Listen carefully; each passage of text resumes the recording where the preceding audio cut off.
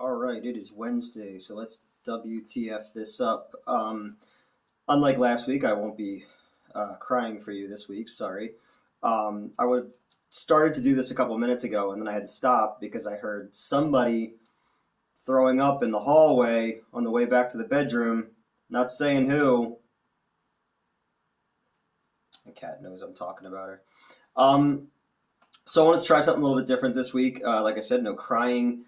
I want to do something that is sort of my cinematic comfort food. This movie is mashed potatoes to me. This movie is buffalo mac and cheese to me, and that is Dracula versus Frankenstein from 1971, I believe.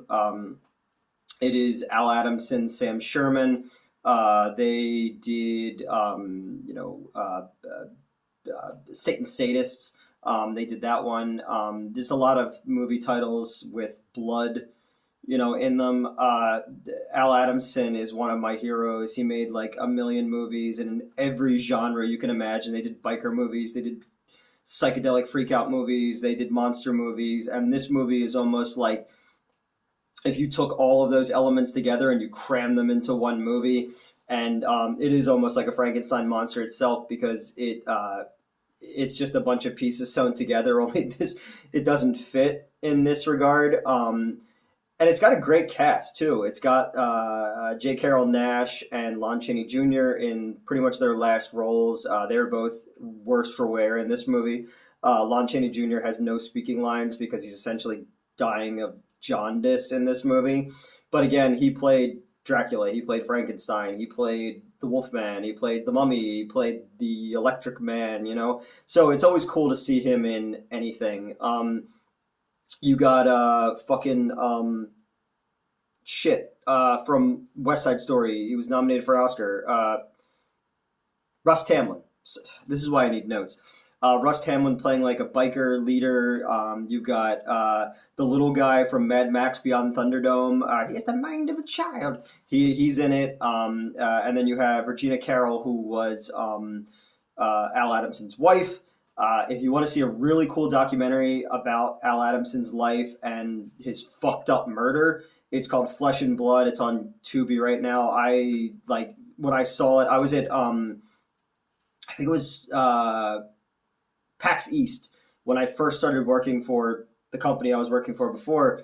When we were there promoting the AVGN game, and the guy who they had me rooming with and I were not getting along very well, and I was just like, look, I'm just hanging here and don't really feel like dealing with this bullshit.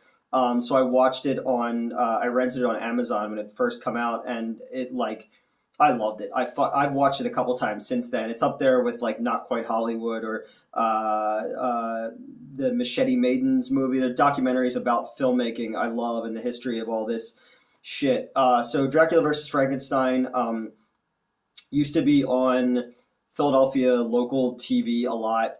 It was on like the creature feature shows. Like Stella was my the man-eater from Manioc. She was my creature feature host growing up, and I remember she was on in like the 80s and into the early 90s, and my dad used to work overnights, so he would get home, or before he was going to work or something like that, he'd wake me up to hang out with me, so I would go downstairs with him and watch either the Weather Channel. My dad loved to watch the Weather Channel when I was a kid, or we would put on something like the creature feature thing, and then he would leave, and then I would stay up and watch whatever was on. So I remember we had Prism, which was the Philadelphia equivalent of fucking HBO, and at a young age I saw a lot of stuff that I probably shouldn't have seen, like the Emmanuel series and stuff like that. So I vaguely remember Dracula versus Frankenstein as a kid, and then years later Exhumed Films, which is a Philly,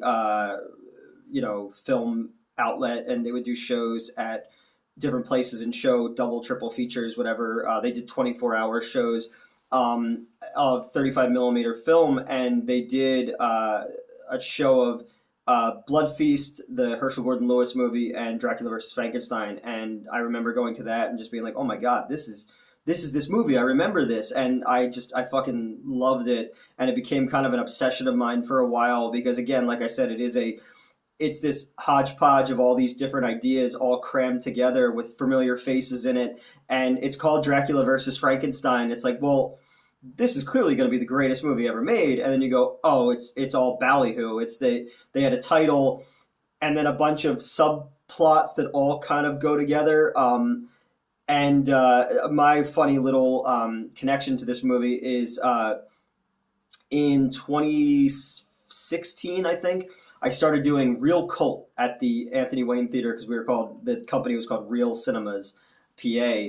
And I ran the building for the owner of the company, and basically did everything because he was kind of out of the picture, and I was like, so everything was my responsibility. So I started doing programming of like cult movies, and at the time, I was under the impression that Troma had the rights to this movie. So I contacted the person I knew over at Troma, and I was like, hey, I'm going to do this movie for my birthday. Is this cool? And I paid them a little bit, and they're like, yeah, great.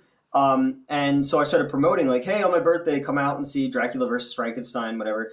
And then this actor who had worked with me in the past, I guess, just worked with Sam Sherman on something. He's like, hey, my buddy is going to be showing your movie. And Sam Sherman called me, and I was driving to work. I remember that. And he's like, this is Sam Sherman. And I'm like, no, come on. Fuck you, you know? And no, it was Sam Sherman. He's like, yeah, so Troma doesn't own the rights to this. I do. So pay me or get fucked. So I remember being like, holy shit, I'm going to get sued by Sam Sherman. So I paid him the money and I ran the movie, and more people came than what I paid for it. So thankfully that worked out. So that's kind of my connection to that. And then another connection to it is I went to Red Bank, New Jersey twice to film segments for Comic Book Men. Neither one ever aired.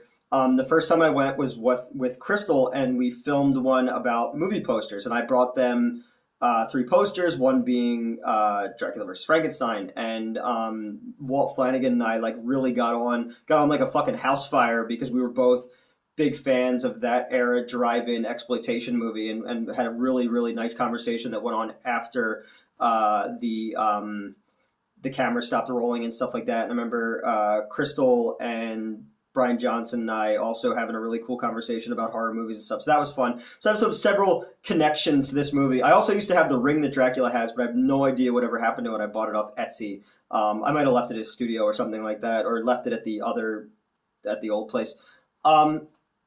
So what is this movie, you might ask, other than Dracula versus Frankenstein? This movie is about a woman who is a Vegas lounge singer whose sister goes missing. And then there's that 70s trope of lounge acts that just pop up in the middle of a movie to burn fucking runtime. She goes to the Venice Beach Pier because her sister is missing. And it turns out that Dr. DeRay, who's played by J. Carrol Naish, runs the Creature Emporium. But underneath of that is his secret lab where the little guy from Mad Max, and Lon Chaney Jr. are performing experiments on fear where they have to decapitate someone, and their blood in that state of shock is going to help make the little guy big and make Lon Chaney Jr. talk and not be all flowers for Algernon. So she goes looking for her sister, and she goes to this bar, asking people if they've seen her sister. And Russ Tamblyn, the leader of the biker gang there, he sees her, he drugs her coffee. And then out of nowhere, the movie's going along at a tick, it's like whatever, you know. And then all of a sudden it becomes like fucking a psychedelic freak out for no apparent reason. And there's like a borderline experimental short college film about drug freakouts in it, to where she wakes up and now she's in the care of the least convincing hippies in movie history, like this like embarrassing like middle-aged man, sort of like me, who's now helping her find her sister, and they have long walks on the beach to like smooth music that are like something out of an 80s tampon commercial. Then Dracula shows up, and Dracula is he's got a white guy afro. He was played by Al Adamson and Sam Sherman's accountant. And he doesn't as much drink blood as he just delivers exposition. And like I said, he's got like a ring like he's a Green Lantern. he knows that Dr. DeRay is actually the last of the Frankensteins, and he needs the Frankenstein's monster to be brought back to life.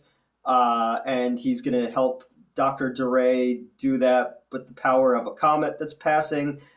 And fucking then he could get revenge on the people who put Dr. DeRay into a wheelchair. One being fucking the dude from Famous Monsters magazine. I can't think of it right now. I've got bad brain.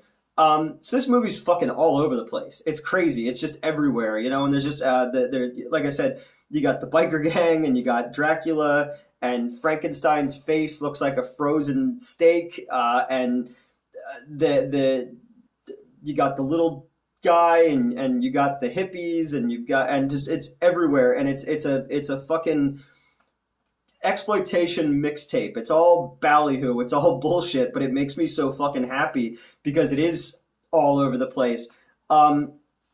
You get to the point where they solve the mystery that of what's going on, and then the little guy falls through the boardwalk face first onto an axe, and then Dr. DeRay's wheelchair hits a guillotine and he gets his head cut off. And then you got 10 minutes left in the movie, and they went, oh, we haven't Dracula vs. Frankenstein in this movie called Dracula vs. Frankenstein. Unfortunately, Dracula and Frankenstein's moms don't have the same names, so the fight commences. Dracula wants to turn Regina Carroll and her big boobs into a vampire, which comes up out of nowhere. Then he uses his power ring to do a bad effect where 50-year-old hippie turns into fire. They're in a warehouse, but then somehow they're in the woods.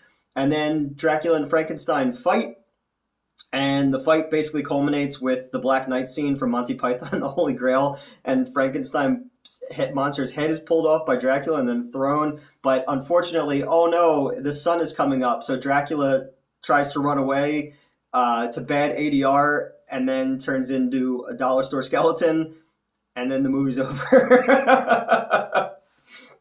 Was that a lot? That sounded like a lot, right? Yeah, this movie's so fucking great. It's such cheese. It's such trash. It's just a bunch of half ideas all sewn together into a movie, and I love it so much. Like, it's one of those things where it's like that movie could never live up to that title, you know, and I'm kind of glad that it didn't. You know, it's a way better Monster Mash movie than the fucking Van Helsing movie with Wolverine. It's free on YouTube right now. It's not for everybody. You know, when we ran it at my theater, I remember when the lights came up, I basically said, look, that got made. You can do anything. I would recommend you check it out. I also recommend you check out the Flesh and Blood movie about Al Adamson. His murder is, what happened to him is crazy. Like, the whole story is fucking nuts.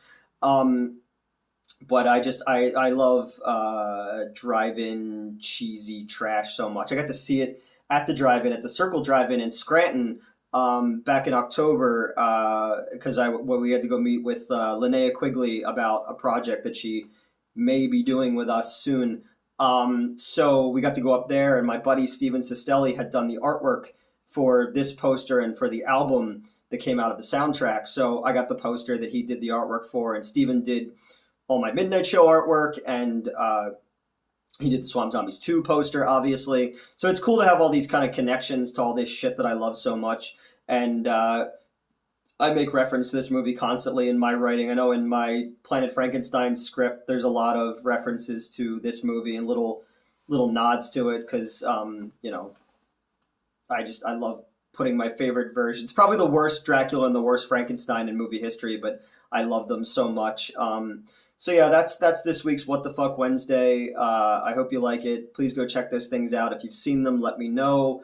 What's your favorite Monster Mash movie? What's your favorite, you know, I guess Freddy versus Jason, and then you've got the old Abbott and Costello movies and all those, and all the Godzilla movies too.